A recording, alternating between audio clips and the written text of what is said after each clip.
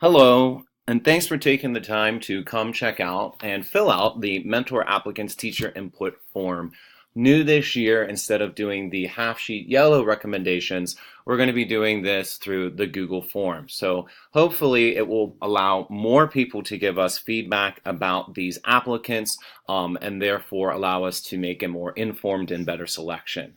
It will also make sure that if you have them in class or had them previously, or if you've worked with the individual outside of the classroom, you'll be able to have your voice heard by us through the selection process. Please make sure that you do read the directions up top here. It's very important that you do. I will demonstrate what we have below in terms of filling out with some sample applicants. Hopefully you have a chuckle over some of those names.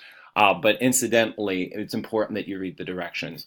The ratings will not be shared with the mentor applicants, just like in the past years with the half sheet yellow forms.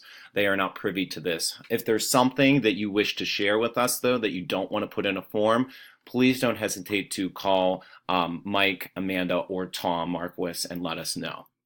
So in terms of filling out the forms, as you can see, I have 4 of our large pool of applicants. Remember, this form will appear very long, but it should be very quick for you to go through and click, as it will be done in alphabetical order as well.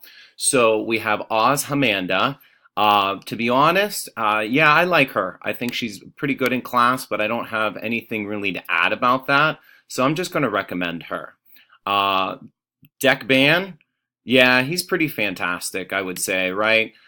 Incidentally, he is outgoing, charming, and gregarious.